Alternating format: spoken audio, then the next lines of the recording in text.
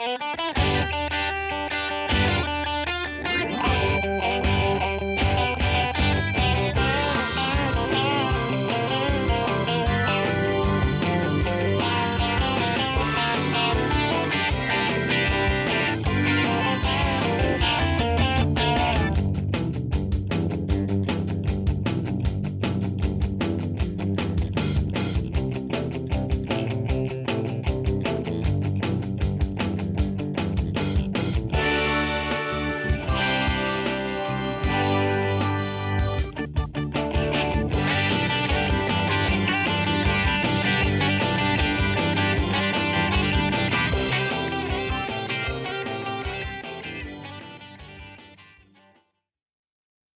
morning, everybody.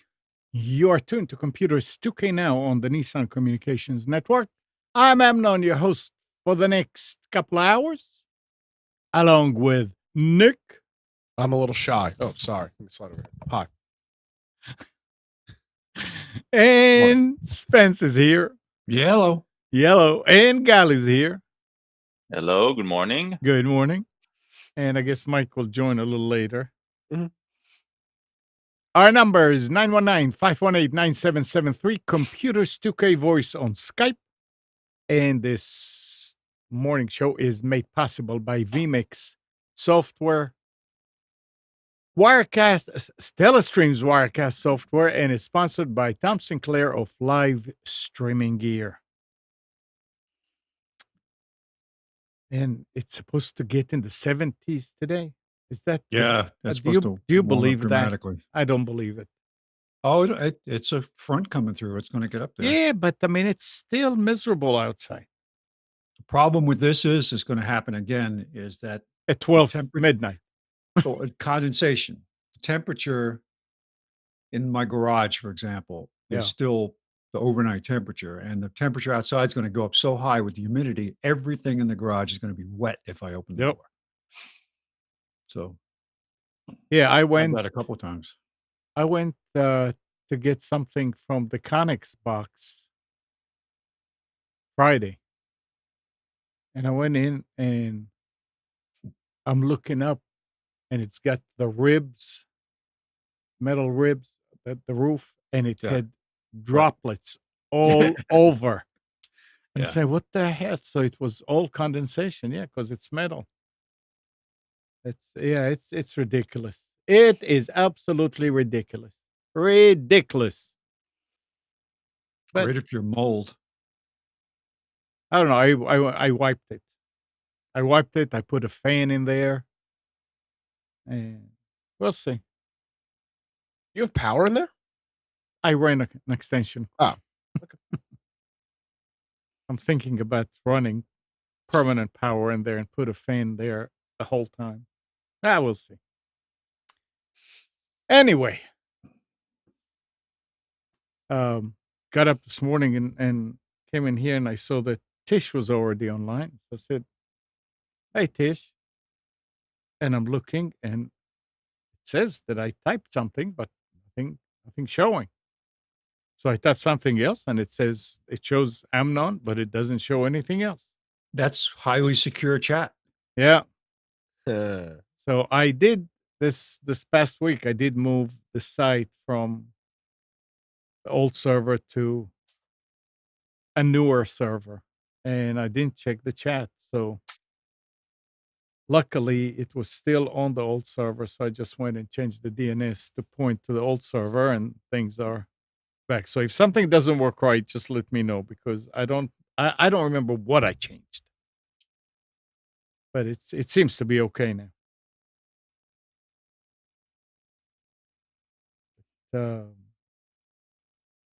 It's amazing when you start changing stuff. How many of these things? When are you going to upgrade to the AI version of the chat? So This is AI. I mean, I'm just adding more users. I mean, do you think these are real users? Oh, that's true. Oh, I knew it.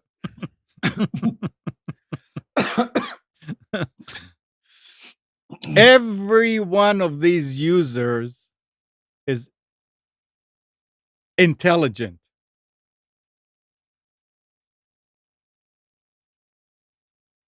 Did you see the story about how they took, there's an AI, I don't know what, at a university or something, and they put it together or they allowed it to read all of the Lord of the Rings books.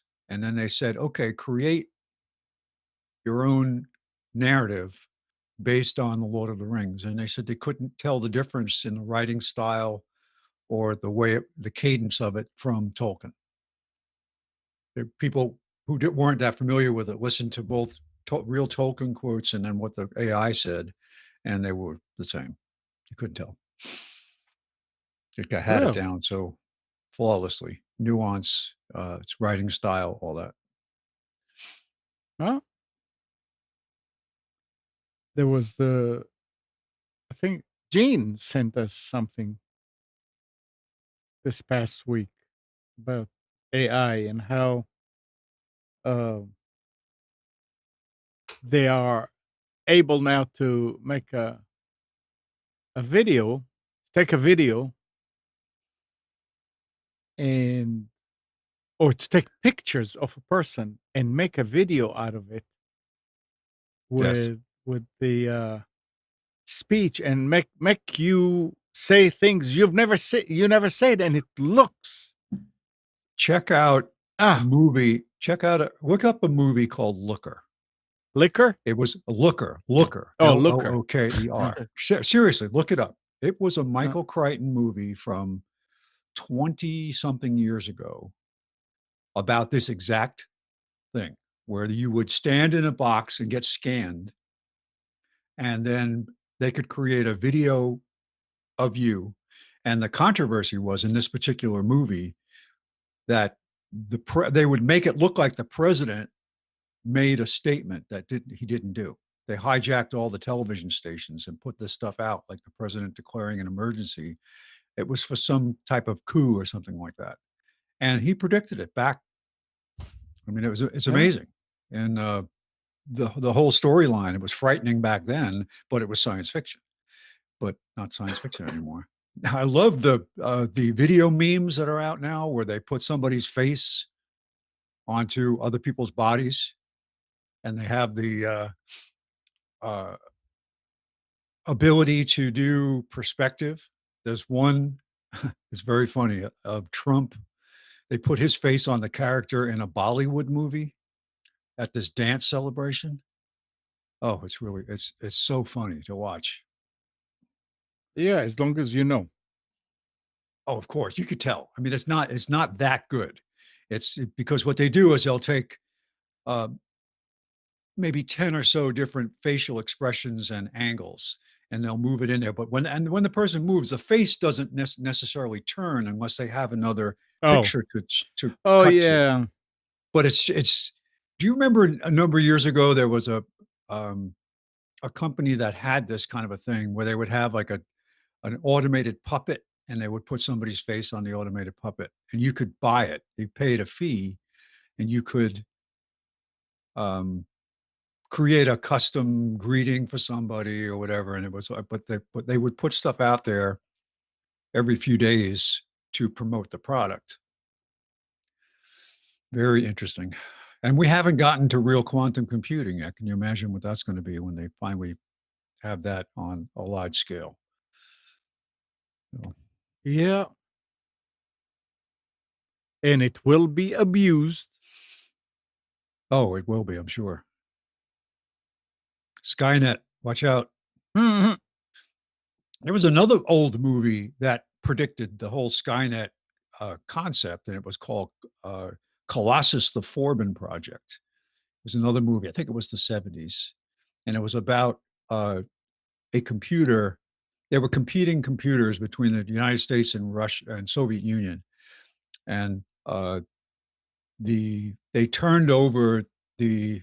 So you can see where James Cameron ripped off the concept from for Skynet, was that the computer was given the defense of the United States and basically took over the nuclear arsenal and held everybody hostage. And they tried to figure out a way to defeat the thing. It didn't go the same route. The whole storyline didn't go the same route as Terminator, but still the concept was there. It sounds more like war games from the 80s. Yep, similar. Yeah, somebody somewhere is sitting down watching these movies and said, "Okay, now we need to do this." Well, but, you know, I'm not sure that's the order of things. But you think about that, extrapolate on that to say, why are people messing with gene manipulation? Why are we cloning people? This is happening. They arrested the guy in China that was doing the genetic. I don't know if it's genetic manipulation or actual human cloning. They arrested the guy. But why are we even thinking about doing this? How dangerous it could be. What are we going to create? Are they going to have, like with Dolly the sheep? I think it was like 10 attempts before they actually got something that was viable. But what about the poor animal that they created that wasn't viable? You know, and what happens? I guess because as a society, it's becomes acceptable to do things that we would think were unheard of just 5 years ago. Is it okay now to just create a so-called human hybrid? Yeah. Well, I don't. The questions of why is. I think it's never more the question evil. of why Let's is it? put it this way. I guess the question is not why, but why is it okay? It's It has possible nothing to do with okay. I don't think it has anything to do with okay. I mean, when you think about it, a lot of the things that we're using today, right? For anyone, if you go 30, 50 years back, right, everything will look like magic. So when and if you go 100 years back or 200 years back, then that starts with witchcraft, right? Witchcraft. So like anything that you don't understand frightens us. That's true. But then again, I mean, people are talking about quantum computing, right? And some of the whole thought process of quantum physics came from studying and understanding math on the atomic level, right? And that got us to horrible places on one side, but on the other side, it got us. It's like I don't think we can stop it, even if it frightens us. Well, I think it's more of the technology is going to be there. It's do we have the moral fiber to make the right decisions? Oh, the answer is simple. No, we don't have. Yeah. But we're going to continue to do it. It's like it's not. That's why we need to get ahead of it instead of try to stop it. Trying to stop it won't work, right? Then the main problem is the politics. They need to be focused around making laws around it that will guide this process. But usually they're behind. Oh, well, they're behind because they watch some of our officials in some of these committee meetings trying to question somebody about technology, and you realize how far behind they are in understanding. So, when you watch them ask questions about smartphones, and you realize that they had no idea. They were trying to look smart, but they were asking ridiculous questions that were, people are people, and they're just going to do what they do. And somebody who sees something they can take advantage of for their own aggrandizement, they're going to do it. Right, but look at so you're going to smartphones, right? I wouldn't go that far. I mean, the debate today about global warming is still about whether it exists or not, and not about how we stop it. Right? Nobody is looking at the science. The science is suddenly being pushed to opinion. It's never an opinion, right? It comes down to control. That's just because it wasn't, like you said, it was never about the science. It was really about control. But there's several good podcasts out there, but one guy in particular I just listened to, he says we're a technical race, humans that have overcome so many different things in the past to expand. He said we've had global warming since the beginning of mankind. It's called 4 seasons. And we've adapted. It used to be we couldn't live in the northern climates. There was the technology wasn't there. We didn't know how to. A fire was a huge leap forward in technology that enabled you to cook your food. It was healthier. You could move to different places, and all this. We've been changing to adapt to these environments for the entire existence of humanity, and we'll do the same thing. Technology will fix it. But you're right. We're not concentrating on the technology that's going to mitigate it. We're concentrating on the opinion. But yeah, it's very interesting.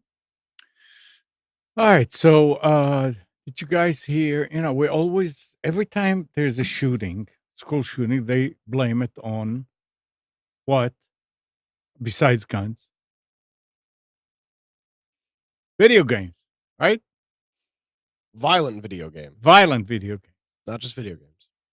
So the article here goes, young people who play video games, including violent titles, display more developed moral reasoning skills than their non-gaming peers.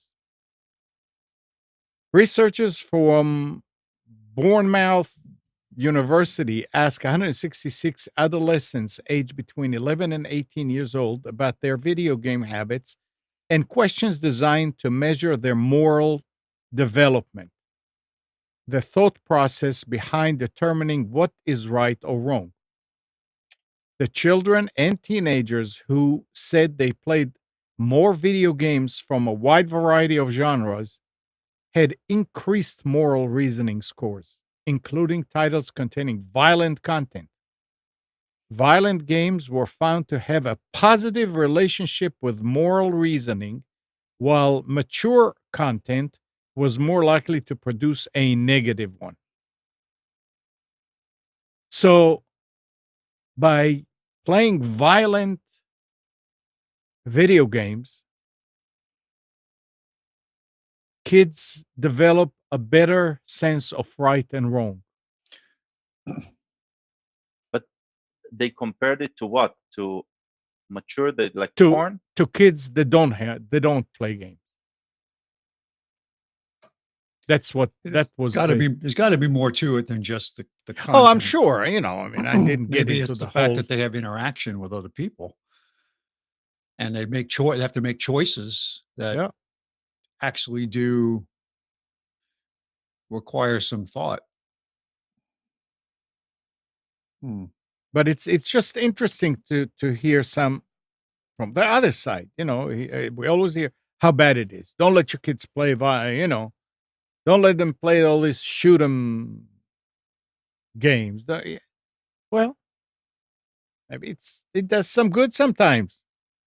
Well, I think that any parent, you just have to be involved in your kid's life and not just let them go Oh into yeah, their room and do absolutely. something. Yeah, with don't the just door put them in closed. front of violent games and say, "Here, become a better person." No, that's not. I don't think that's going to work. No.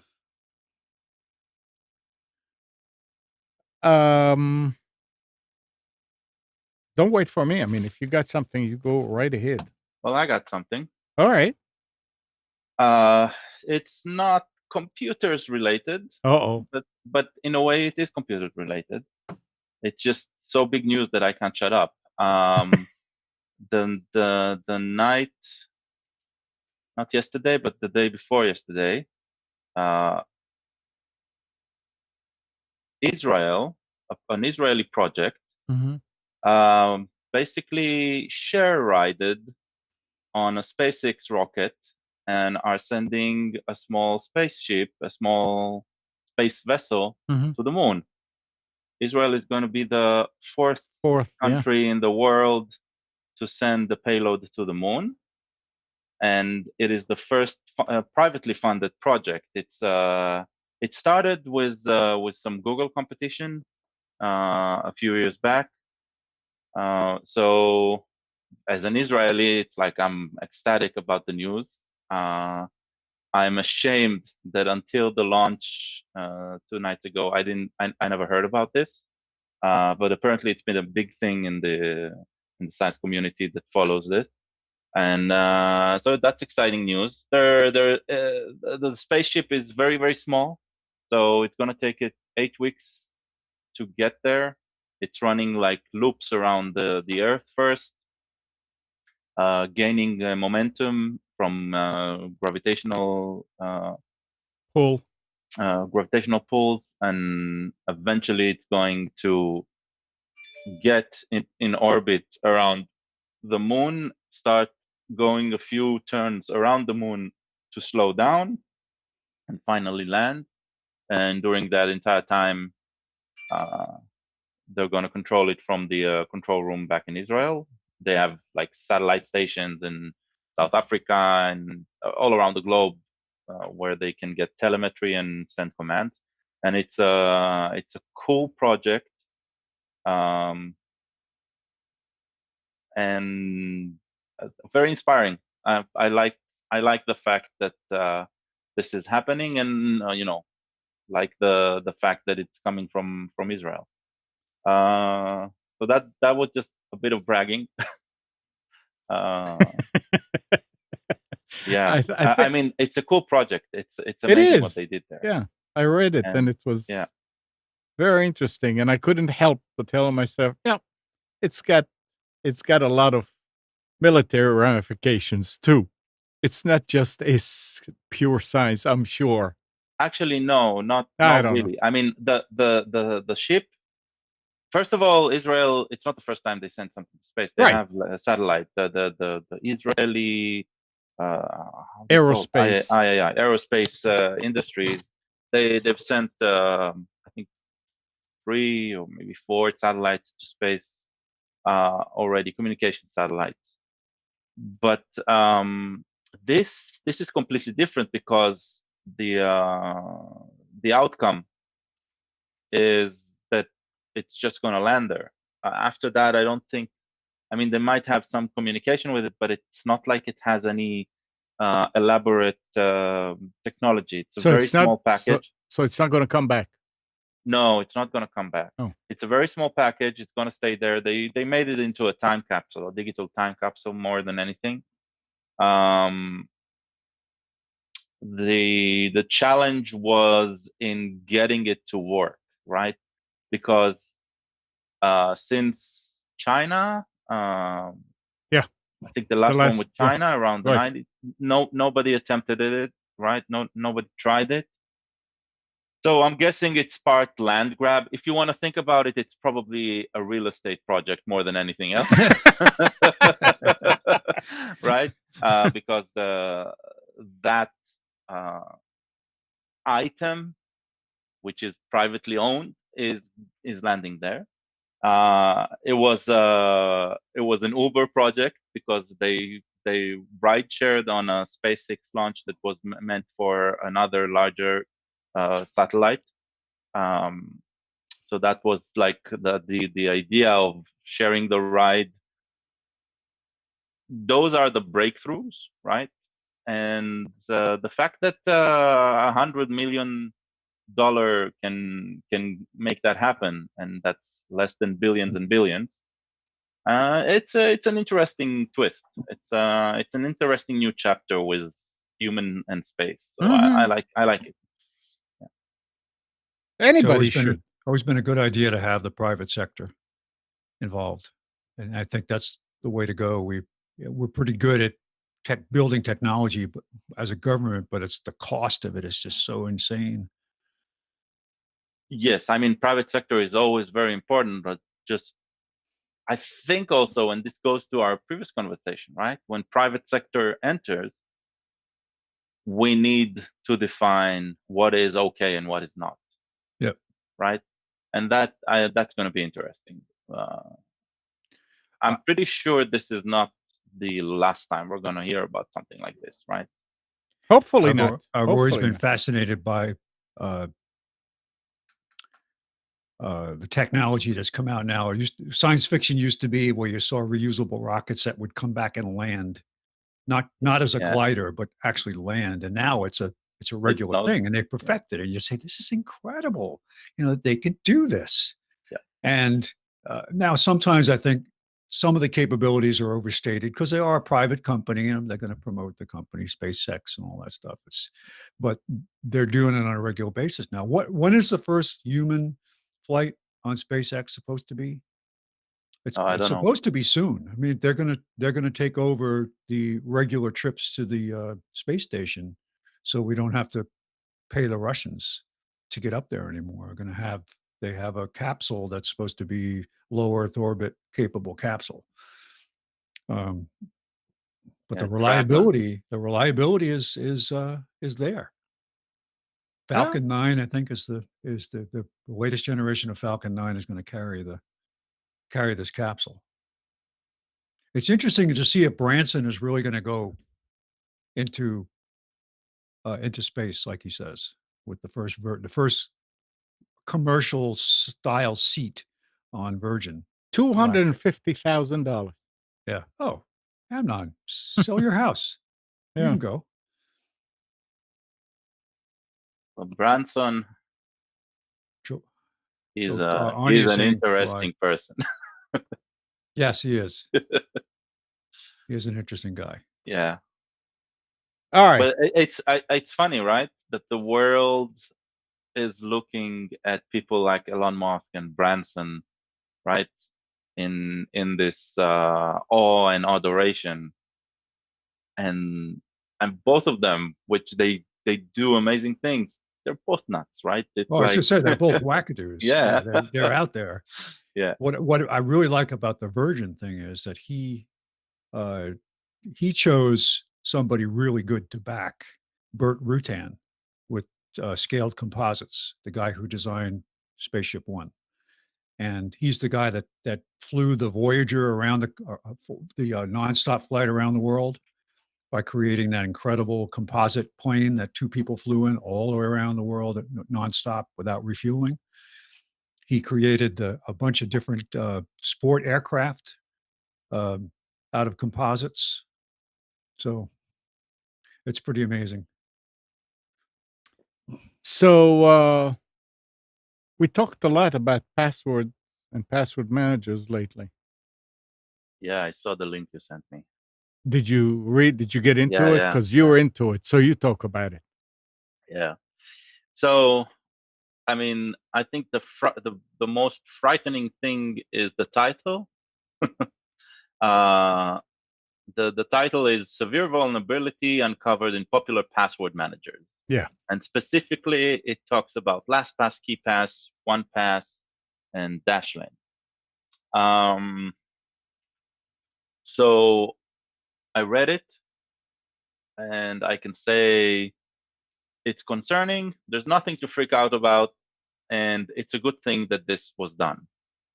So what they did, the researchers, they were looking at what these password managers are advertising. They're saying, we're going to keep you safe even when you just copy pasted the password and all that. And so they got really, really deep into how the password are manipulated in memory. Because what happens with a password manager is if it's encrypted, if it's on a cloud service somewhere, if it's a hosted service somewhere, then first of all, there's the data that is remote, and usually that is the main concern because you're saying everybody's passwords are on that server, and if the server is hacked, then somebody can get everyone's secrets. So that part, that's not the part they were looking at. They were looking at what runs on the Windows machine, and they focused on Windows. So this is usually our crowd. And what they found was that some of these password managers, they're not managing the secrets locally on the machine very well. And in some other cases, the problem wasn't even the the software that was written, let's say KeyPass was the good example, but the problem was Windows API calls that were supposed to clean up memory, for example, but left something behind. Mm-hmm. So that's why I'm saying it's a good thing, because it I think nobody really there weren't enough research targeting that side. And for a project like KeyPass, for example, I think this will help them clean up the act very, very fast. So so I like the idea that this was discovered. What I didn't get into, or I didn't find yet, was whether this was already addressed in any of these clients. One thing to note about KeyPass, because we talked about it and we recommended it last week, and it's very important. It's still the safest way compared to any other alternative, even with these vulnerabilities explained. And these vulnerabilities, while they exist, they're not necessarily going to be easily targeted, because only software that runs while you're running your machine can get something out of it. It's not like it's like a keylogger type of vulnerability. Okay, so it's not like the software is unsafe if it exists on the machine. No, it's while the software is running. After you enter the password, there's a chance that the master password for the vault is still in memory, and that is a vulnerability, and it's not 100% of the time, right? So it is more like a flaw in the design, a flaw in the thought, than a vulnerability, something that can be exploited because nobody thought about it, because nobody fixed it or something like that. And this can be fixed, and I think it's I really enjoyed reading it, because they found some interesting things, but it's not like alarming in the sense that we shouldn't use these anymore. I agree. Yeah, they always blow it out of proportion, kind of, but it's yeah, good. I mean, media is media, right? I mean, it's you have to do that in order for people to do something about it. And when they blow it out like that, then the developers are looking and say, "Oh, shoot," and they say, "Oh yeah, there's a little problem." Then nobody's going to pay attention. But you're right; it's not something to worry about, and still makes more sense to use those things. Here I am. Yeah, right now they're a lot better than holding your passwords in an Excel sheet. Even if the Excel sheet is encrypted, while it's loaded in memory, it is completely open, right? Right. So this at least does some work on obfuscating some of the data in memory. So it's still safer. It is not 100% airtight. But when it comes to something like KeyPass, which is an open source project, and I'm guessing LastPass, 1Password, and Dashlane, which are they're commercial projects, publication like this and us talking about this, so this should be mentioned, this should be talked about, right? Because this will cause them to fix this hole really, really as quickly as they can. And so that's what I like about this publication. It goes into detail where in memory it keeps things and how and stuff like that. And I think it's very interesting. It's not earth-shattering news, but it's important that this be fixed quickly. Let's put it this way: if we talk about this again in a year or two because somebody did another research, right? Then I would really be mad about it, because this will be old news. Yeah, if they didn't take care of this. You're Yeah. right. Absolutely. Absolutely. Okay. Next. And I never knew that thing even existed. Samsung's mobile internet browser, Okay. if you ask its users, is pretty great. A lot of folks even say it's better than Chrome. That appreciation has manifested in the app hitting a very exclusive Play Store milestone. Samsung Internet Browser now has more than 1 billion installs. That impressive figure puts the browser install base ahead of those of Firefox and Opera combined. Now, there are a couple of caveats here. For one, Samsung browser comes preloaded on Samsung devices, of which each activation counts as an install. What's more, both Firefox and Opera's Play Store listings report that each browser has 100 billion plus installs, which, because of the somewhat silly way figures are reported on Android App Marketplace, means their combined install total anywhere between 200 million and 999 billion. Still, though, Samsung browser is on more devices than the both of them. But the point here is, I mean, I have a Samsung phone, but I use Chrome. I never knew that there was a Samsung So you have a default browser. browser. Well, There's a default browser. I think the change was at the beginning, Samsung was adamant of not using the Play Store at all. They yeah. had when you get a Samsung smartphone, you get the Samsung App Store as well, and you need to register to it or something, and they push their updates mostly through there. One of the changes they did, I think, a couple of years ago, is they got their core apps onto the Android App Store, and so the Google controlled the Play Store, and so updates would go through the Play Store because the Play Store was already, the services were already there. I don't know if it was because they were trying to be nice to their users or if Google forced them into it by some contract. I never got into that detail, but suddenly you got updates to the Samsung apps through the Play Store. Could be that they did that only to jack up their stats of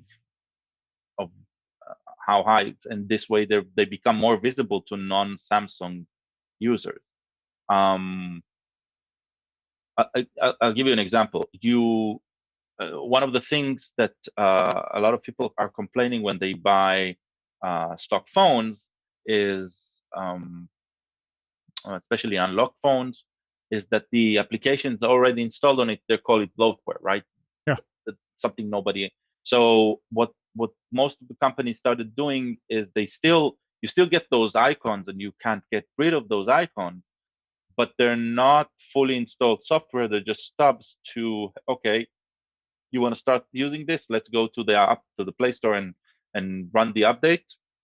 And now you will run it. And so that's why an activation counts as a download, right?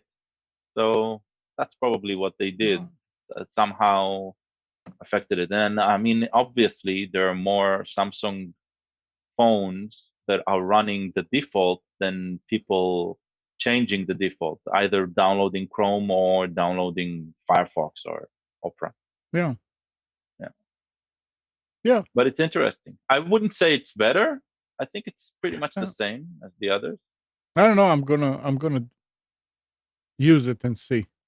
Yeah, I recommend the Firefox Focus on the mobile, on Android. Really? It's a very, very thinned down Firefox client that doesn't remember anything. It's like by default you're browsing in private mode.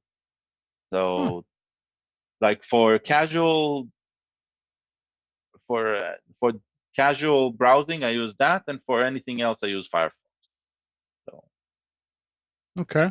Yeah, if I need something, logins that need to be remembered, extensions, then I use Firefox. But on the just to load a page, Firefox Focus, the quickest, doesn't remember anything when it closes. Very, very convenient. Morning, Mike. Good morning, Mike. Good morning, Amnon. Hey, good morning, Amnon. What's going on? Why are all I these just- levels all over the place, Amnon? You're splattering when you talk.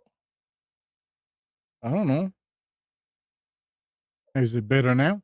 I don't know. You'll have to talk more than I don't that. know. at I'm normal talking. I voice. mean, If you it's start it's in whispering, the it won't- it's it won't do it's it. staying in the green. I have no idea.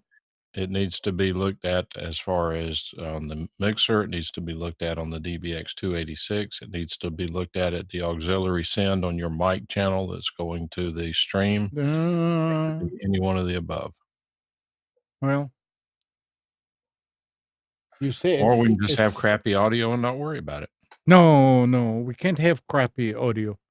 Anybody in the chat that's listening on YouTube or whatever,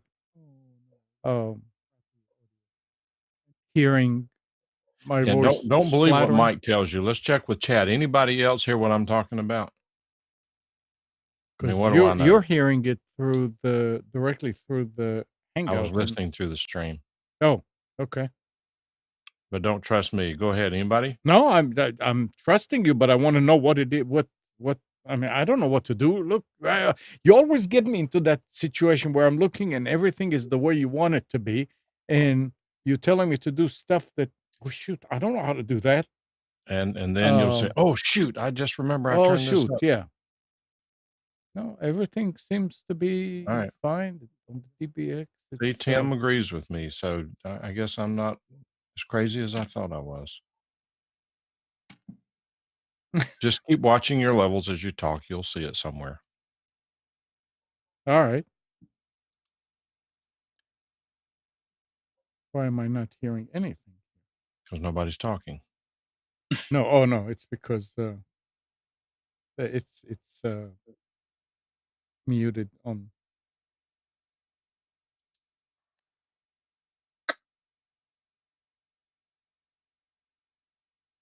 So you're saying that it's too hot. It's not that it's the buzzing and all that like we used to have.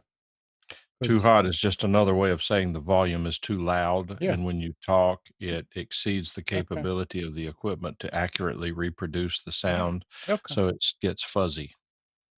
I'm listening. I'm listening on the stream, and I hear me and you the same. Okay. Well, let's don't worry about it then. Let's just go with crappy That's audio. interesting. Yeah. Okay. If that's what you call crappy, then that's what we have. Okay. All right. But I did lower the volume some, so we'll see. So what's happening, Mike? Oh, just too many things. Too many things. Way too busy. Almost none of it computer related. Well, it's Although I would good like busy. to know if It's good anybody busy. in the chat knows anything about having an app for iPhone and Android developed. For It doesn't matter what it's for. It's just if the code to develop it would be pretty much the same, whether you use it for porn or audio level testing or whatever. Depends on what kind of app you're trying to build. In terms of if you can buy a pre-built template on No, there's Team no Force, pre-built template for this. then you'd have to hire a developer. yeah. Everything is going to happen on the hand device, or it's going to be server based. Server based. Where do I go to find someone who knows what he or she's doing? And I used Upwork. Upwork, Upwork? Fiverr, or not Yeah. Fiverr, Not Elance, Fiverr. What's the other one? Elance. Elance, one of those. Okay. Let me talk to some people. We'll Okay. talk after. All right. Thank you. It's pretty urgent. Okay. All right. Nick, this is something that Well, Nvidia has launched yet another graphics card today. That's last week, based on the company's new Turing GPU. This GPU, however, doesn't support Nvidia's RTX ray tracing technology or its DLSS, deep learning super sampling image quality tech. The new GeForce GTX 1660 Ti does, however, bring with it all of the other GPU architecture improvements NVIDIA Turing offers. The new TU116 GPU on board the GeForce GTX 1660 supports concurrent integer and floating point instructions and also has a redesigned cache structure with double the amount of level 2 cache. It has 6 gig of GDDR6 memory on it. 12 gig for 288 gigabytes of bandwidth. I mean, it looks like it's a. Does it look like it's a real hot card? I didn't hear anything about it. It's $279. What was the model number of it? GTX 1660 Ti. GeForce GTX 1660 Ti. The bus ultimately doubles the bandwidth. It has 1,536 active CUDA cores. Well, it got no press, so I would say probably not. Well, it was just released last week. No, I know, but I searched for it, and there's Yeah. one article from one tech blog about it. So It's interesting. The 1660 is typically slightly faster than the previous generation GeForce GTX 1070.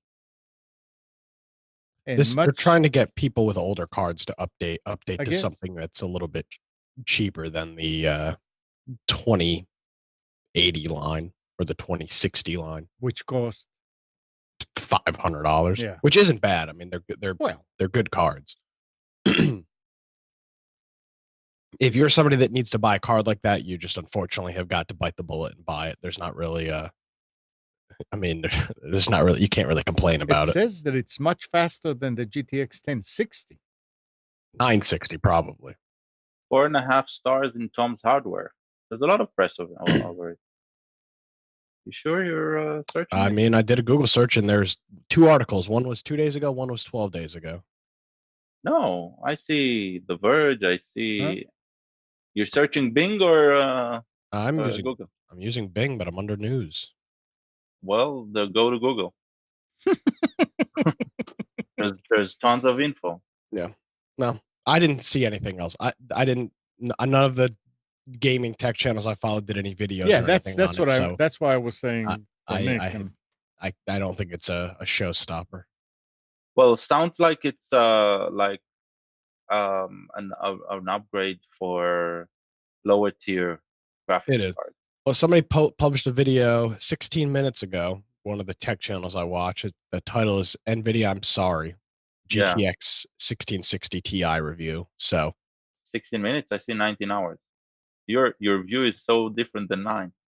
Huh. Oh, you see Linus's video? Yeah, just 16 minutes ago. Interesting.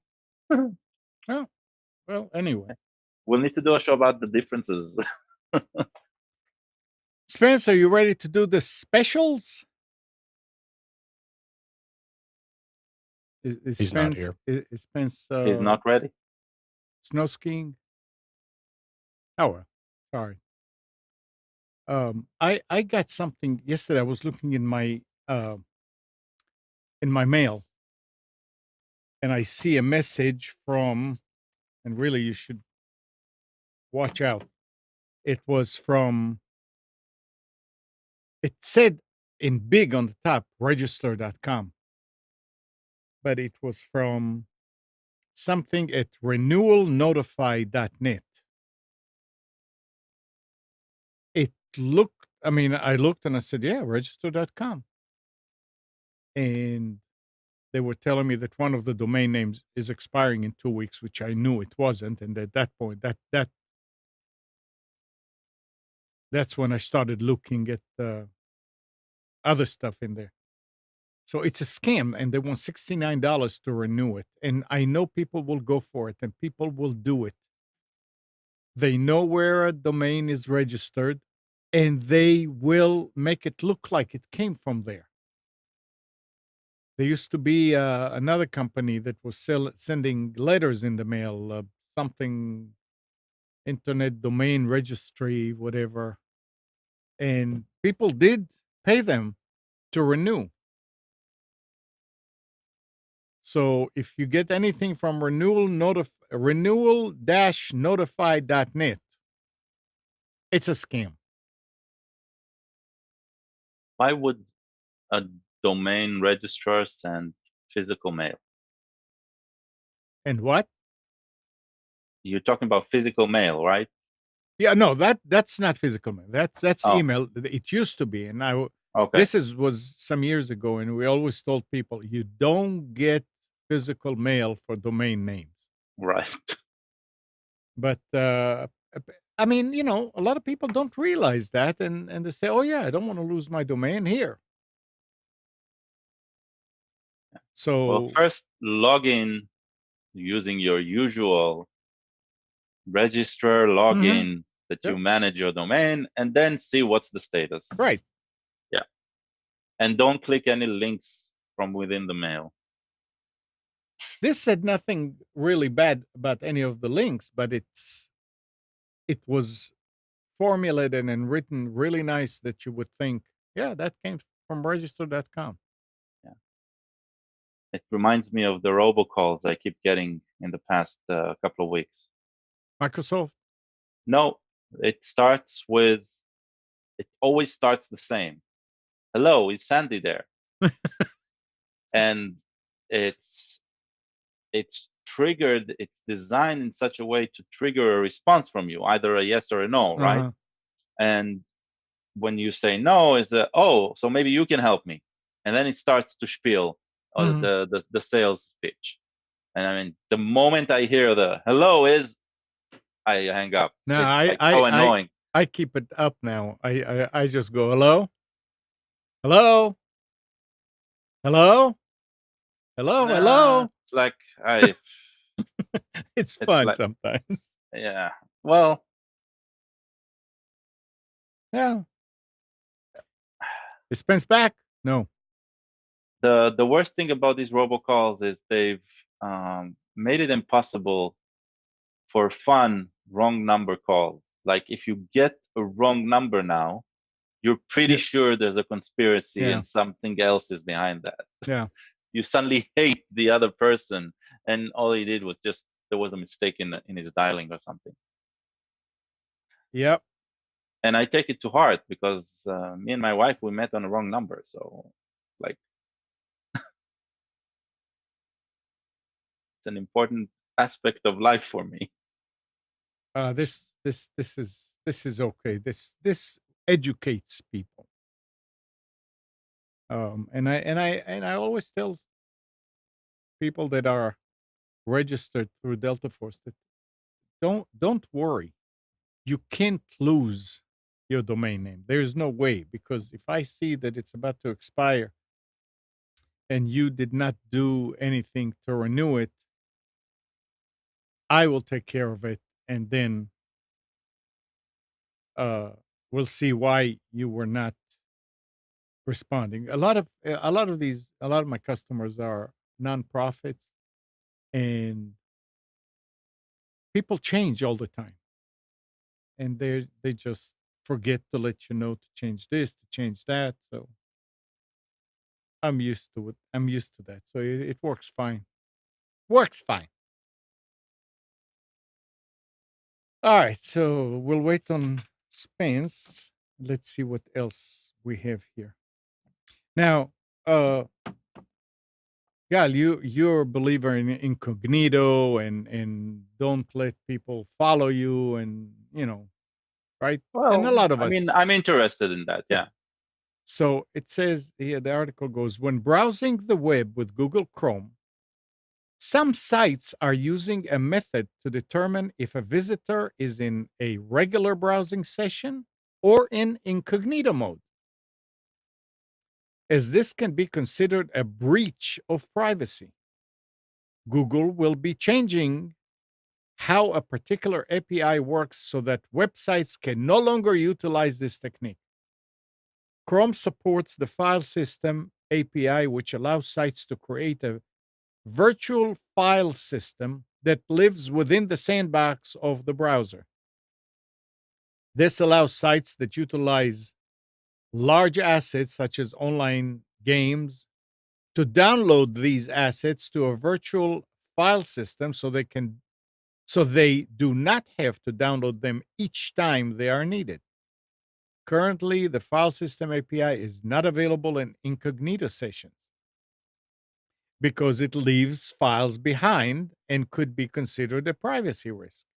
Currently, the API doesn't work in incognito mode. So it's offering sites a way to check for it. In a Chrome Garrett post started this week and updated earlier this morning, Google has stated that they are changing the file system API so that it can be used in incognito mode without the risk to privacy. So apparently, if you were in incognito mode with Chrome up till now and including now, it's not really that incognito. Well, it doesn't say that it's not incognito. It just says that the site can know that you're in incognito mode. Yeah. So it just yeah, Okay. but what can they do with that? Not much. I don't know. But do we know that they cannot do much with it? I don't know. was the fact that you're incognito? No, with the information that they can get. I mean, there may be some other stuff that can come out of it. They can send somebody to your house. Spencer, you ready for the specials? I am ready. Are you ready, though? That's the question. That's a good question. Am I ready? I am. I'm ready. You were all set up earlier, so Yeah, I just need to. Ta-dam, ta-dam, ta-da, Yep, there it is. All right. So, Computers 2K Now specials for February 24th. February 24th. Wow. Time is going quickly here. And we start with laptops. At Best Buy, we've got a Lenovo Yoga 730 touchscreen tablet, convertible tablet with a Core i7 for $749, which is $180 off. We have at Office Depot a Dell 15.6-inch Core i5 for $499, $200 off. And for a while, it was really hard to find decent entry-level laptops. It seemed, and I know they're out there. It's just that these big box stores just weren't offering anything. But they've got a fairly good one on sale here now. This is an HP 14-inch. It says Pentium Silver, which is a new rebranding, but this is a quad-core machine, and it comes with 8 gig of memory and a 500 gig hard drive for $299. That's $120 off. What I like about it is it's a 14-inch. So a lot of people are complaining now the 15.6-inch. It's just too heavy. It's too big. They don't make them in Ultrabooks in that size screen. So here we got a 14-inch, nice for travel. Desktops and all-in-ones, we've got at Best Buy Lenovo AMD A9 desktop machine, $299, $60 off. Office Depot has an AMD Ryzen 5 for $479, an HP platform for $100 off. And Staples has a all-in-one from Dell for No, I'm sorry, HP 24-inch all-in-one with an i3 8 gig of memory for $519, which is $100 off the regular price. Tablets. We have a Samsung Galaxy Tab A 32 gig for $149 at Best Buy, 50 off. Office Depot has a clearance item. It's called the New Vision Kickstand 11 Wi-Fi tablet that's got a draw pen. So it doesn't say it's a touchscreen, but apparently the draw feature, I guess it's just, if it says tablet, it's got to be touchscreen. $159.92 clearance, which is normally $300, and this has a ARM processor in it, but fairly nice machine for the money. It's small, and Staples has an Amazon Fire HD8 tablet, built-in Alexa for $59.99, which is $20 off the regular price. If you can, and this is a 16 gig machine. If you can get used to the what they call the special offers versions of these machines, they come with ads. It's not terrible. It's not a lot different from the ones without the ads. You do get it quite a bit cheaper. Usually the ads just appear when you power the machine up and you swipe away at the home screen to go to the home screen. But pretty good tablet. I've had an Amazon Fire. It's an older one, and I use it for video. I use it for just kind of a knock around tablet.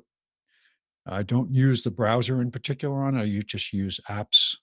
But I think I paid, I don't know, $39 for it. It's held up really well. All right, networking. We have Netgear Day here. It's the only things that were on sale. Best Buy has a Netgear dual band AC 1600 router with a 16x4 DOCSIS modem built in for $129, which is $30 off. Office Depot has a Netgear AC 1750 dual band router for $109, which is $20 off.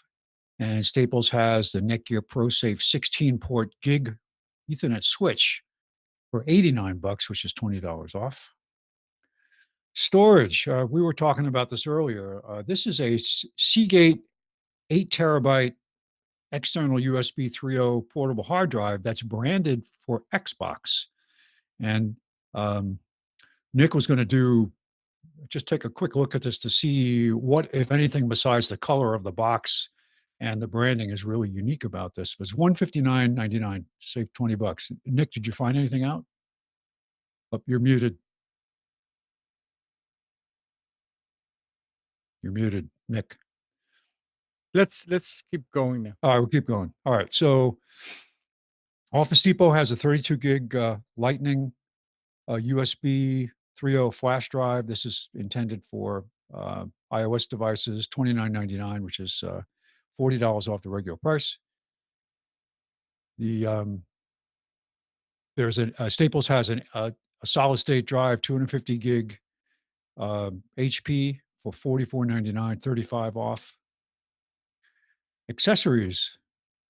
Logitech, they call this advanced wireless, and this is because they use not only their wireless technology, it's kind of a proprietary version of Wi-Fi to connect to devices, but it also supports Bluetooth, so it's a combination device. This is the MK540, and it's $39.99, save $20.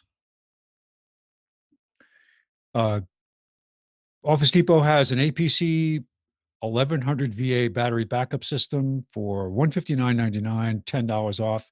Staples has the Logitech K780 multi-device keyboard. Now, this is just a keyboard, but it does support the 3 different devices that you can press the button. So if you want to share it across a tablet, a phone, and a PC, you can do that and switch between them just with a touch of a button. It's $64.99, which is $15 off the regular price.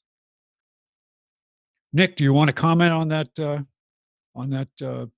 drive? Sorry, you were muted earlier. Yeah, I'm sorry, I was on the phone. So I looked at it, and any external USB 3 drive bigger than 256 gigabytes will work on an Xbox One. These are just ones that have been tested with Microsoft and will have no problems whatsoever, but people are recommending all kinds of external drives. So seems like get the best drive at the best price you can get, as long as it's USB 3. And obviously, if it's 7200 R, excuse me, 7200 rather than a 5600, you'll have a little bit better performance, but nothing special about that besides the But branding. still, at the price, even if you're going to use it for something else, it's not a bad price for an 8 terabyte drive. Yeah, and I think Yeah. they go up to 16 or 18 is the max that you can put on the Xbox.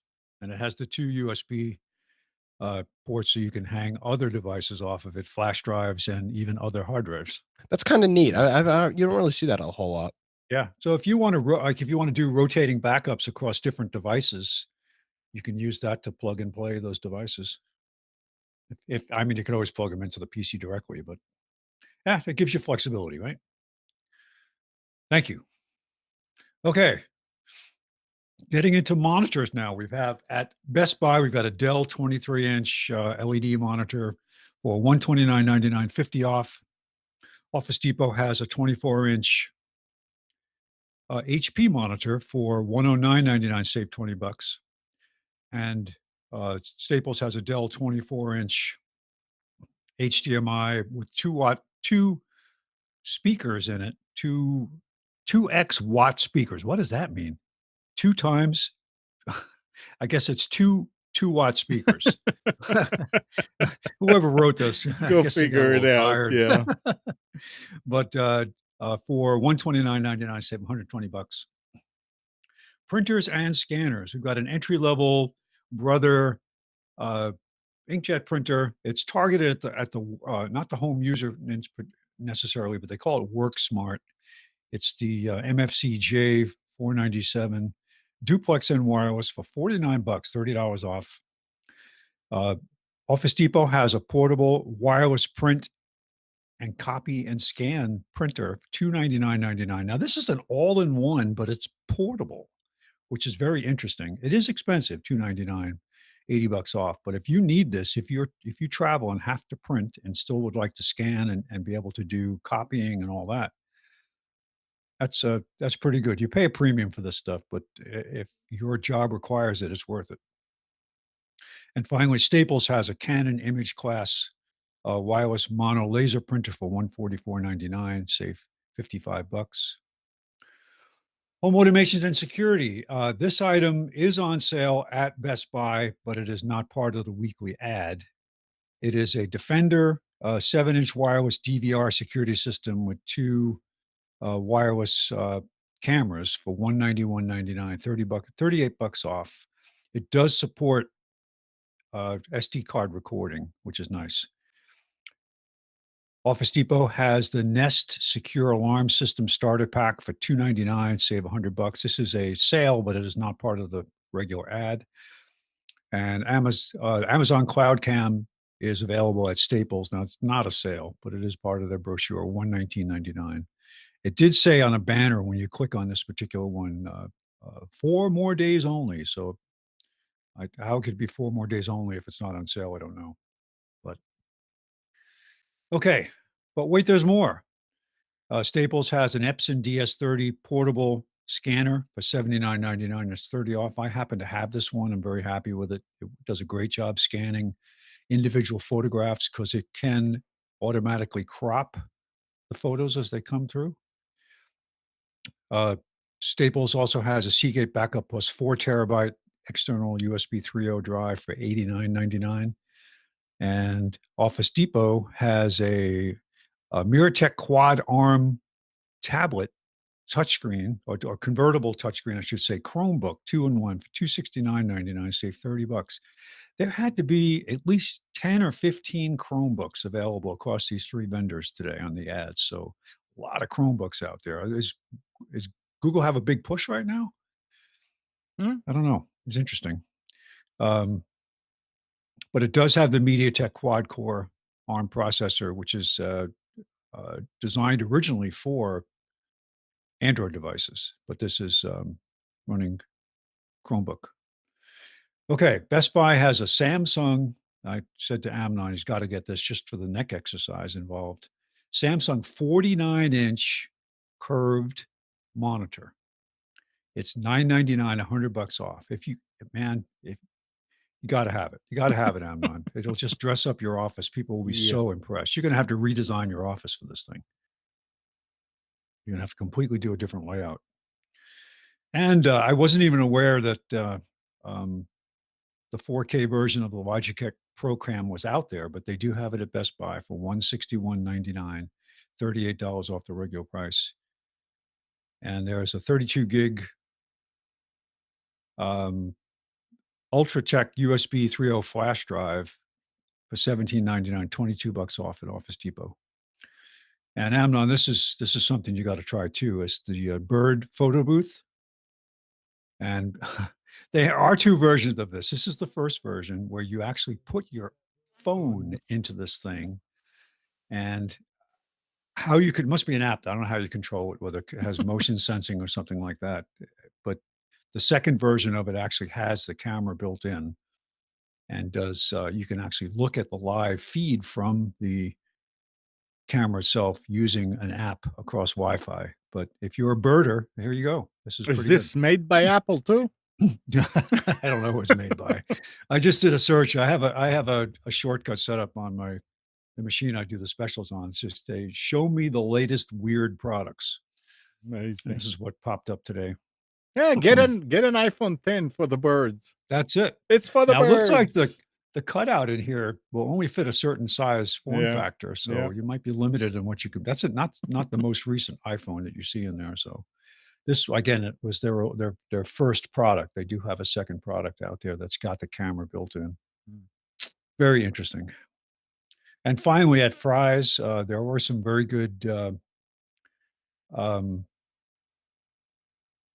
sales out there today. And if you sign up for their promo codes, you can get a TP-Link AC 2300 wireless dual band router for $99. That's a good price for that router. Yes. 2300. So lots and lots of throughput. They've got a N150 mini wireless USB adapter. Now, this is not the fastest thing. N150 is actually the lowest speed available for the N technology. But if you do need, like, for example, if you set up machines on a regular basis from scratch and don't have the drivers available for the Wi-Fi or the Ethernet, this is an easy way to get a network connection going. It's backwardly compatible with so many different kinds of wireless technology too. $499. It's $5 off the regular price. Good to have in your little kit. They've got two CyberPower battery backup systems on sale. One is a 1325 VA for $119, and that's a regular sale. And then they have 1,000 VA for $94, and that's $15.99 off. That's also a regular sale. HP F230 dash cam for $49.99. Full HD, 120-degree viewing angle, and it's got a built-in G-Shock sensor so that it will detect a crash.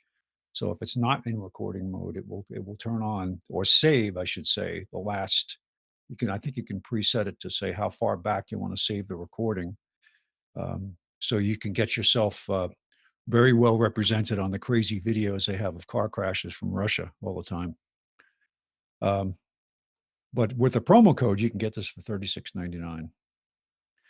And I stuck this radio up there just because I'm such a fan of Apple CarPlay. It is really a great app for people who have iPhones. And if North Carolina is going to look at having you can't hold a mobile device in your hand anymore. So like the Georgia law, if that's what's coming, they're talking about it in the legislature. These type of devices are going to become very handy because you'll be able to plug in the phone and put the phone down and then access through the touchscreen features on the phone the same way, because it's your radio. It's the same way you would use your radio and tune your radio or use a GPS.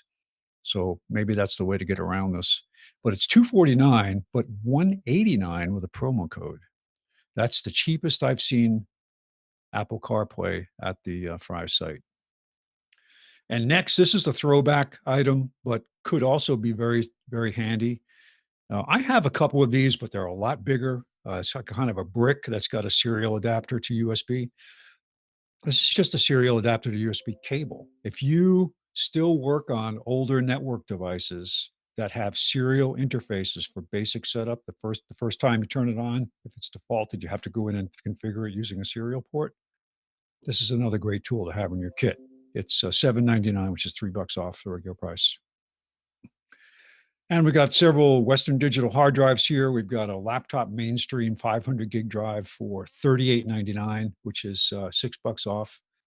Western Digital Red 2 terabyte drive for $69.99 for NAS systems. This is $20 off. And a 3 terabyte MyBook desktop hard drive for $69.99, which is $20 off the regular price.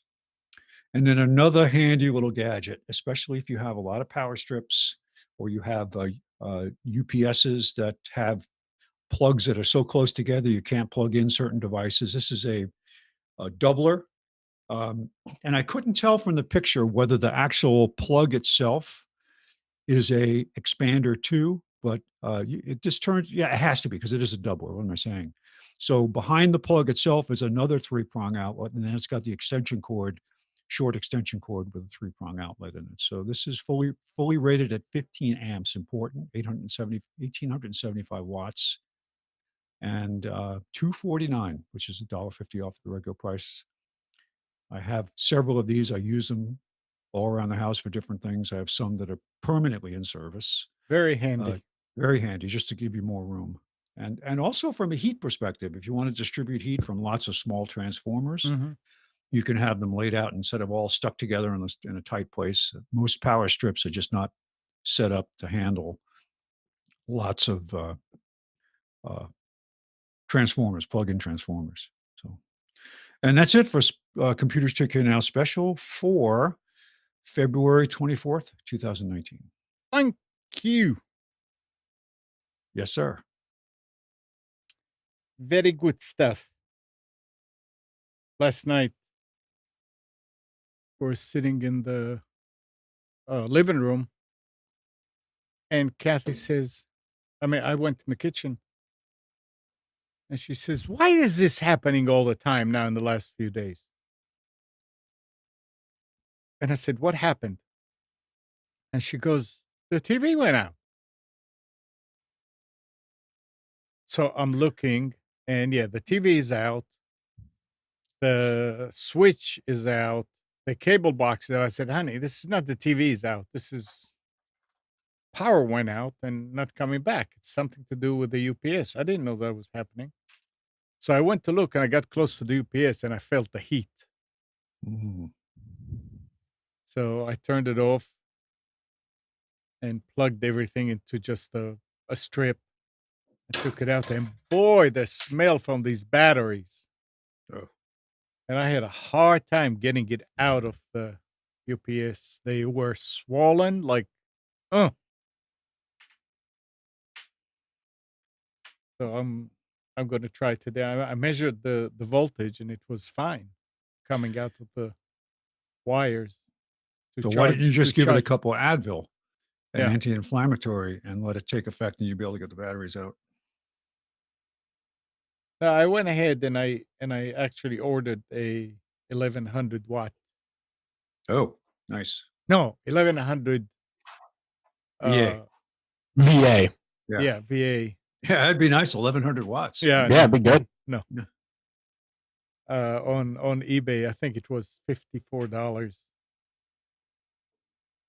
So I'll have it there, but I'm going to try and put batteries. And this is a Cyber Power, so I'm sure if I'll call them, they'll send another one, even though I have it for about 10 years or more.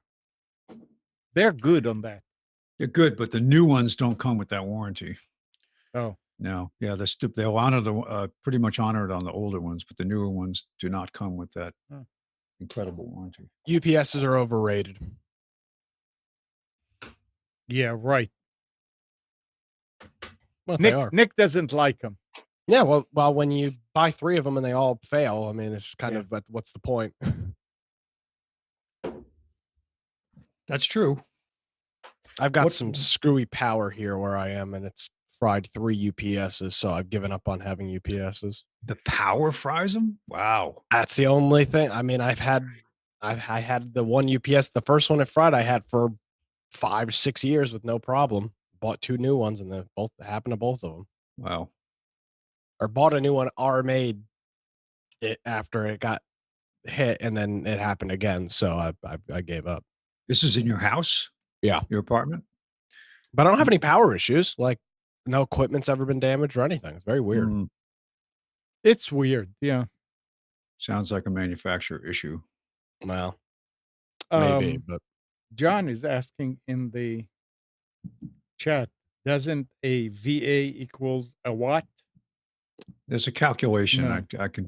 I can tell you in a second what it is. I don't remember. It's I not equal. It's not an No. equal. Not even near. I mean, I think 1100 came to be 600 and some watts. well, did you make some other changes to your TV? Did I? Oh Yeah. yeah. Oh yeah. I finally got a soundbar. Kathy got for the TV she saw over at BJ's a Samsung speaker about 5 years ago. And it looks like an Echo. It's round, it's tall, and it's wireless. And we got it to work, even though Samsung support said it's not supposed to work with your TV. It worked. But you'll sit there and suddenly it just goes quiet, and you have to go and switch back to the TV Well, speakers and back. Explain how it's set up. It talks to the router, and the TV is talking to the router, but then it has an app that the TV sees that it has what they call a multi-room speaker, Essentially a Wi-Fi speaker. a Wi-Fi speaker. And it connects to it, but somehow it kept on losing it. I mean, twice, 3 times a week, you have to reset the whole thing. Anyway, so finally I said, yeah, let's look at Soundbars. And I know that Nick got one. And I asked him which one, and they didn't have that one. So they had one that was a little bit more. No, a little bit bigger A little bit bigger. sound bar. Yeah. Which you're in a lot bigger room than I'm in as well. And I ordered it. And by the way, I always thought that we didn't have an audio out, like a 3.5. There was one. Oh, look at that. Look how the story Yeah. how the story has changed. Yep. Mm-hmm. I've got this great TV with no way to get audio Right, out of it. Right. It was actually, there was a wire plugged in there that went to an amplifier, stereo amplifier that is not working anyway. So I guess I So tried. I guess I you tried. used to have speakers. Yeah. So anyway, so I got it, and it came with the optical, and it came with the 3.5 and all that. So works unbelievably good. Did you hook it up via optical? Yes. And it didn't control it through the remote, so I went and looked and Googled and found out what's the code and did that, and sure enough, That's what I was going to ask you. Yeah. So you're able to use your Yeah. Time Warner Universal the Time remote Warner, to control yep. it? Yeah. And you've disabled the TV speakers, right? Well, you can't have both of them. I mean, when you go, Yeah, you can. Not- Absolutely. not over here. Here, Okay. when you click on the speakers, you can choose. Do you want TV speaker? Do you want audio out? Or do you Okay. want the multi-room? And the audio out, the optical goes with the audio out. Yeah, I can So- switch to TV speakers, and the TV speakers work. So when you turn the audio up, does it move a bar on the TV? There is no bar. It's when you go to audio out. No, it doesn't. That's right. You're right. That's what I'm trying to ask. No, it does It's not. only controlling the speaker's audio, it's right? the speakers. I mean, when Perfect. the speaker lights on top of Because it. then mine does that, and it's a little frustrating because I have my speakers disabled. So when I turn the volume up or down, Yeah. a pop-up comes up says speakers are disabled, but it's controlling the audio Right. of the soundbar. this one came up and said that the speakers, the TV is set up to use external speakers. Use Yeah. the remote for that, and I said, "Geez, now we're gonna have 3 remotes." So I figured out how to do it, and it's fine. I mean, it's no big deal. Perfect. But I got I mounted it on top of the TV on the wall. Oh, really? On the wall, Mhm. and I mean, it It's got sounds good. It's got good bass on it. unbelievable. Yeah. Now I can understand what they're saying without having to turn it up. Yeah, they've got. It's got a good. I've been very happy with mine. I've Yep. never had a soundbar before, or I've never used not built into TV speakers, and Same here. it's it's night and day of what you. I mean, I think TV speakers are getting worse over Oh, they time, and are. they're anticipating, oh, let's drive sales for sound bars No. because the sound. I have a Vizio TV, which has marginal speakers that actually go out the bottom of the television, don't even project forward. that's the same one I have. I think. Yeah. And I bought the Vizio sound bar, and it's wonderful. The problem is Pam doesn't like it Why? because of that. Well, because I didn't turn off the TV speakers, and it was echo. And I tried to Oh. adjust. I tried to adjust. You can adjust the echo out, but it doesn't hold the setting for Hmm. some reason. So And now what I have is I have one of those little wireless module switches, so that when we watch television together and we don't want the sound bar on, I just turn it off because what makes her crazy is when you turn the volume up on the television, it controls the sound bar. And sometimes when the sound bar wakes up, it's extremely loud. Yeah. So I have that kind of canceled out so that if we want to use the sound bar, I control it. That's kind of like what I'd like about this one is the first morning I turn on the TV and the sound doesn't work. I said, "Oh shoot." And You forgot that the sound bar was off. no, it wasn't. It was off, but you don't have to turn it on. What turns out to be is you have to hit the volume up once, and it Yeah, yeah. turns it But on. does it remember the last volume it was Yeah, at? yeah. Yes. It's great now. I mean, it's really good. And I have and those of you that were here, you know how I sit there and Kathy always complains that it's too loud. Well, now it's really soft and you can hear, you can understand. It's amazing. I don't know why I didn't do this years ago. Because you didn't have an audio out on your TV. No, but I knew I had an optical. Now, I tried it with both, and both of them sound the same, but they Oh, said yeah. that the optical is better than if you have an optical, use that because it's better quality. And Well, it's digital. I don't know. And then you still could use your 3.5 or whatever for something For else in the something else. future. Yeah, I left Yeah. it.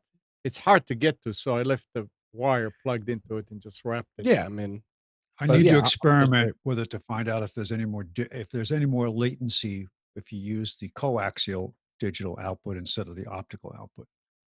Be interesting to see. the only thing that's a little bit of a pain with these sound bars are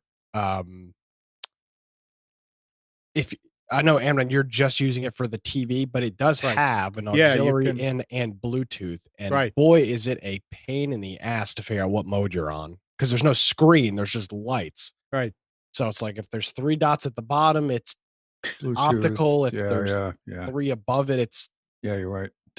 so I only use it for the TV. I was going to use it for Bluetooth, but it's too much of a pain to use. So, No, but hey, for what? How much was your soundbar? 80, but $90, something like that. 89. Mine? Or- 89, yeah. Yeah, 87, I got it for it was a 89. Walmart Black Friday thing. I think I paid That's where I got it $89 from for it. Walmart. Yeah, and Yeah. I think mine was 69 I think mine was 69 because it's the small. You have the 36-inch. Yeah. I think I have the 27-inch. Yeah, one. 36 with a. Do you have a separate subwoofer? No. Or it's built. They're this, all I have the built one with a in. separate subwoofer. Oh, Yeah, So it says that's.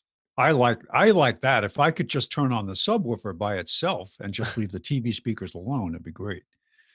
But yeah, it's a little more doodling than I like. But when I need to use it, it's great. no, it's fine. It's good. Good stuff. it's funny though. It definitely makes hearing things. Yeah. I mean, I don't have I don't have a hearing problem, but watching TV now, the words are so much it's just so much easier to listen to. Clarity. Yeah, You know what's so clarity, there interesting you go. too? Your brain makes up for the fact that the sound is coming from different locations. Yeah, So the subwoofer, you're hearing it, but it feels like it's coming from the television, even though the subwoofer is behind me. And the same thing for satellite speakers. You don't really notice that the satellite speakers are off to the left and the right. I don't have them now. I used to have it set up as a part of a home entertainment system. You're looking at the television. Your brain makes the sound coming from the picture. So, which is nice. Well, and same thing with kind of crappy in terms of clarity audio. Your brain will unmuddy it up or try to, will clear it up. It's pretty amazing. Yep. Yeah, I mean, I'd definitely if you've got a semi new TV, get a soundbar. Try to get one that's the same brand as your TV, because the like Spence described, the Vizio TV and remote. Now the power button doesn't work on mine, but the volume up and down works. So I turn the sound bar on when I want to watch TV by just pressing it when I grab the TV remote, but the volume up and down does control it. So if you can get an on-brand sound bar, you may not have to carry around 2 controllers. So Amnon, if you have any problem with hearing what other people say in public, you can create a portable version of the soundbar where you get a little UPS and the soundbar, and you can build yourself a backpack and have a microphone out front. You have people talking to the mic, and then the soundbar will amplify what they say so you can hear more clearly. What'd you say? That's easy. Kathy likes a lot of bass. And she adjusted it, and I'm sitting there and I say, honey, I can't stand it. Because I'm hearing boom, every now and then. Boom, boom, boom. It was driving me crazy. I said, honey, you need to lower the bass. Some shows have built-in bass tracks that are not triggered by an event. They're just like you walk into the room, and to add more suspense, they add like this rumbling bass track. It was driving me crazy. That's the part that's a little unnerving. Well, on regular TVs without sound bars, you kind of need some of that stuff to amplify the little bass that's built into these crappy little drivers. No, I don't think it's a bad thing. It's just that some shows really take But then when you put a sound bar on it, you're shaking the damn room when that track comes on. So there's got to be careful with to start with. Neighbors. Oh no, nobody seems to care about me, so I don't care about them. I make sure I turn it up as loud as possible when I'm watching something. To start with, I had to take the TV down in order to hook it, and we put the TV back. And I wanted to make sure that everything is working before doing anything permanent. So I left it on the mantle, standing up, and it's about yay high and yay low. Deep, but it has sharp ends on both. The edges are sharp, so you kind of prop it against. And she's playing, and suddenly I hear bam, and I look, and the thing just fell down because of the vibrations. So, and that thing did not come with a desktop mount. Yeah, it did. It did not. Not ours. It should have come with a little. Oh well, no, it doesn't. It's got little rubber, 4 little rubber feet on the corners. But ours, I can't put it on down because it's like it's too big. It's not just too big. If you look at a cutout, it's like that, and that. So it's like a 6 edges. Oh, yeah. That it's sharp at the bottom, sharp at the top, and then so you can't stand it. And I'm saying, what the hell do they expect people to do if they don't hang it on the wall? It did come. I'm looking at the back, and in the picture, you see those things that you hang on the wall, and they have those holes that are like big, and then they go down. So where you put the nail and it goes down. Yeah. And when I got it, I'm looking at the back, and the holes are like the size bigger than a dime. I'm saying, what kind of screwhead are they expecting me to use? Yeah. But then it came with concrete anchor in the wall. No, I did. That's what I ended up doing. Roofing nails. But it comes with like washers that are actually the mounts that you screw those into the wall, and then you hang that on top, and it stays about an inch off the wall. It doesn't sit all on the wall. So I guess that's their way of doing it. But it works great. Works really nice. Highly recommended. I would just hot glue it to the wall. There you go. Okay. So did anybody see the about story about WinRAR? No. How it's been had a vulnerability in it for 19 years that nobody knew about. Oh, jeez. That WinRAR was apparently created because Windows did not have support zip archives originally. Mhm. So they Right. created WinRAR, and it turns out that Checkpoint Software found out that there's an exploit that's been out there for 19 years. jeez. It's a pretty damn good exploit if it took them Yeah, 19 yeah. years to find. I mean, use it. everybody uses WinRAR. Yeah. Yep. I'm trying to figure out what exactly is going on here with it. So does that mean I need to update it? Well, they're in the process of fixing it now. Because But every time I open it, it asks me to update, and I never have. yeah. Dang. It says the format is incredibly rare now, which I guess that's true. I don't see it. very Oh, much. that's not true at all. Well, that's what it's saying. Huh. It's Yeah. But But- what was the vulnerability? let me read. I just saw this story, so Oh, it just came out? well, they just discovered it. So 2 days Let's ago see. they patched it. Yeah. let's see what it says here. Mm, It says because mm. the vulnerability has been around for so long, Checkpoint estimates that 500 million people are potentially affected. So far, they haven't said anything about what's actually happening. The hack involves hiding your malware inside an ACE archive, which is obscured from antivirus inside the container. Next, the hacker could rename the ACE to RAR archive. When executed, the archive would specify an arbitrary file path to extract the malware. So it's really a delivery vehicle for malware if you open a WinRAR file. And the only place where RAR is really still used is pirated stuff on Usenet. Well, that would make sense. what's called Yeah. scene releases. Yep. So yeah. Interesting. I well. use it to send files. Yeah, I mean, I get Yeah. zips all I the time. Well, if you're using RAR if a long you're time ago. if you're creating the archive and sending it, it's safe because you're not putting an exploit in it. Yeah. So in the payload. Gary keeps saying, let's talk about TrickBot. What in the world is TrickBot? I'm gonna look I it up. have no idea what you're talking about, Gary. It's some sort of Trojan, but I don't know anything about it. Let's see. I have no idea. Oh, it says But, TrickBot. This is a story from November of last year, but it says TrickBot takes over as top business threat. Wow. As opposed to ransomware. Let's see. So what is TrickBot? Developed in 2016, TrickBot is one of the most recent banking Trojans on the market, with many of the original features inspired by Dazera, another banking Trojan that acts as a data stealer.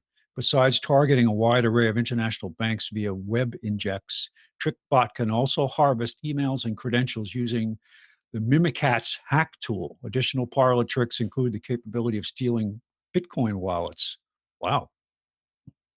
Yeah, 2016. It's got to be Trump's fault then. That's it. I Yep. agree.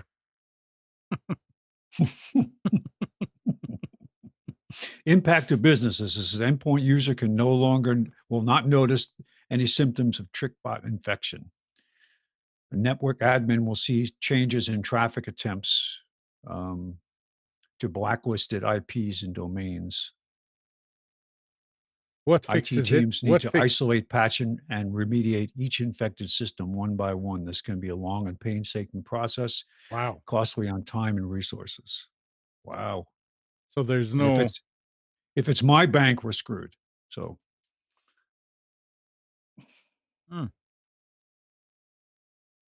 Interesting. So you have So, to take Gary, the what machine off, identify the tool, and identify the machine that's bad.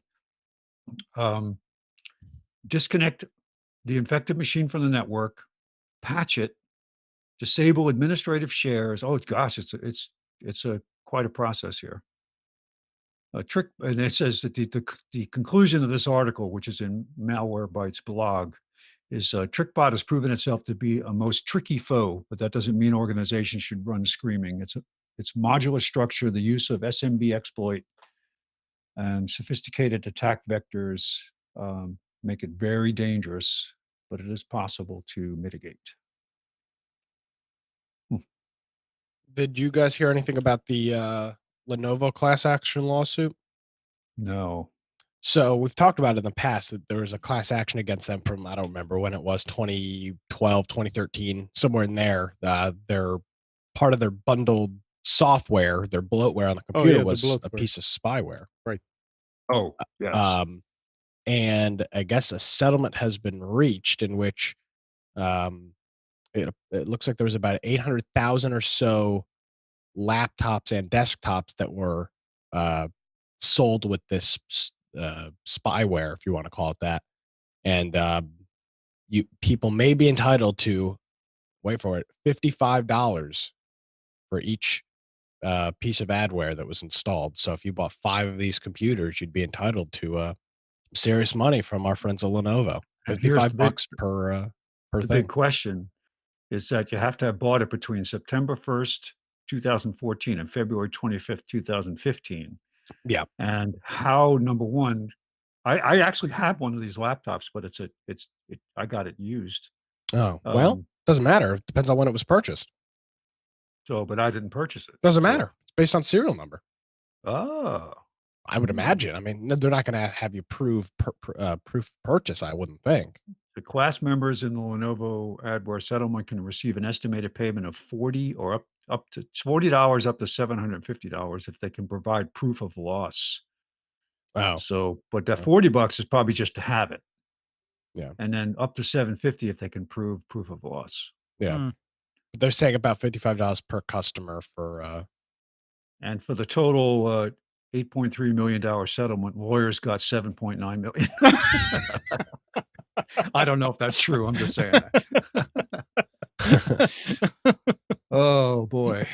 Yeah. So I had a settlement like that one time where there was a major, I can't even remember what it was, but I got a check for like $3 in the mail. But the lawyers made millions on both sides. You can claim up they to March always do. 25th, 2019, which doesn't give you a lot of time. Or you can object, I should say. yeah. Yeah. It's pretty You wanna crazy though.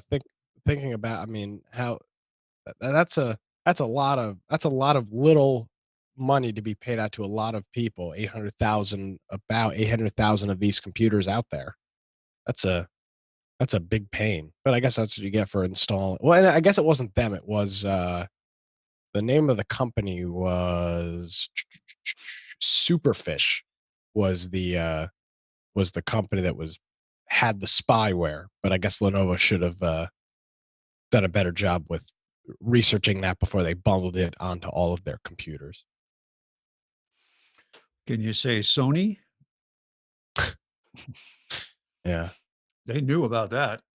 Oh yeah, and I'm sure Lenovo knew about this too, but Well, think about who had a major stake in Lenovo or does have. I don't know back then that they were heavily invested in by the Chinese military or not. oh really? Yeah, because that's one of the criticisms of Lenovo is it was a Chinese company. I'm just With the built-in, I mean, that's the whole highway thing with the built-in spy chip. Oh, is that and the what- one that had it built into the Yeah, the NIC? into the system board of the router. Yeah. And they very, very openly stole the Cisco code because they found the developer's notes in the code from the original Cisco developer. They didn't even try to edit it out. So they found it. It was there. It was all just copied. Did you guys see there was an Amazon cargo plane crash yesterday? Oh my gosh. Oh, I saw that. Yeah, Houston. a 767. Yeah, big Yeah. boy. Killed Yeah. I killed the three. Three crew members. Yeah. Yeah, so I'd assume 2 pilots and then a Wow. utility person. That's too bad. And I was probably going to, I'm sure none of those planes fly empty. Oh, no. So that's going to disrupt their supply chain. Yeah, for sure. But think about how vulnerable we are to shipping now. I see the Amazon vans everywhere now, all day driving Oh, around. yeah. The kind of brown, they're not brown, kind They're of all kind of they're blue- gray, blue-gray. silver, blue. I mean, they come in different colors, it seems like. I don't understand. Hmm. The one that comes here is kind of whitish. All right. Anything else? Mike, Gal? You guys been quiet in the last few minutes. No, nothing to No, add. nothing there. Not today. The what?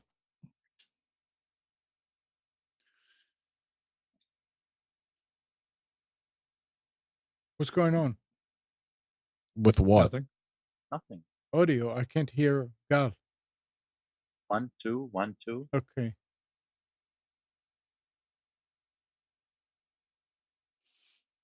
So I guess nothing else. Huh? Negative. Negative. Negative. All right. Well, then I guess we'll end the show.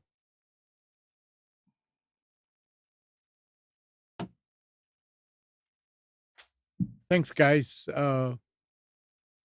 Spence, Mike, Nick, Gal, Thank you. and good morning, Kathy, Hannah, Nabil, Mac, Norm, Katie, and Dana. Thanks, everybody, for tuning to Computers 2K Now. We hope you enjoyed and maybe learned something from our time together. Remember to practice safe computing, back up your hard drive, and update your virus scanner. We'll be back here next Sunday at 9, but you can always reach us at computers2know.com. Tonight at 7, Nick Craig hosts Against the Norm. And at 9, Mike Phillip hosts The Crypto Culture Show. Both these shows are on Wilmington Big Toker 106.7 FM in Wilmington. And you can listen on TuneIn. And the link is on the left under links. See you next week, everybody.